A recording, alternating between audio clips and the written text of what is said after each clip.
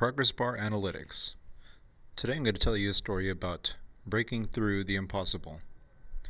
This is about how I grew past a lifetime of telling myself that I could never. About 10 years ago, I found myself at a critical point in my life. I was in my late 20s with 2 young children, and I realized I was extremely unhealthy because I kept on getting winded just by playing around with them. And I didn't want to be like that anymore. That thought led to me signing up for my first 5K. At the time, this was a crazy idea because I was getting winded from playing with my kids, so what was I thinking trying to run 3.1 miles around Dodger Stadium?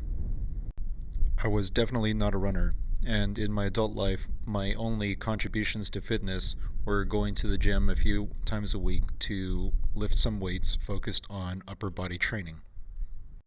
And what I'm going to show to you is some summary data presented in Power BI. For my first race, my worries were just like a lot of other people. I didn't want to finish last, and I was really hoping to finish at least in the top 50% of people. Giving my absolute best, I ended up finishing 751st out of about 3,000 people.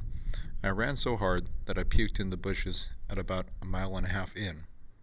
This is the course for the LA Big 5K weekend. I ran, and I took every water break, and I ended up puking in the bushes right around here. This run was extremely uncomfortable for me.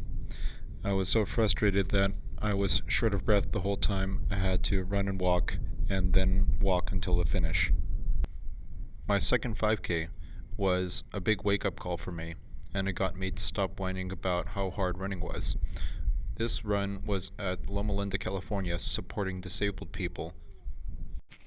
It was tough to keep complaining about how hard running was when you're running alongside people who are wheelchair-bound, missing arms and legs. At this 5K, I was happy to finish the race in about 1 minute faster than my previous one, and this time the significant improvement was that I didn't have to puke in the bushes at about a mile and a half in. Doing this race got me to ask the important question to myself about what's really possible for myself. What would happen if I tried to stretch myself beyond what I thought was comfortable?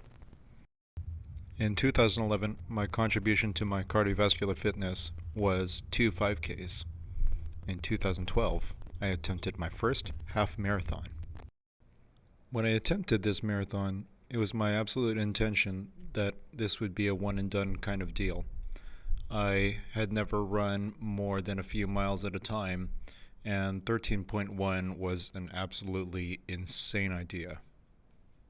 At a finishing time of 161 minutes, this was also 5 times longer than any other sustained effort I'd ever put forward. To give you an idea of the effort, after about 45 minutes, my muscles were going past what they were trained for, and I had to run on my spirit alone.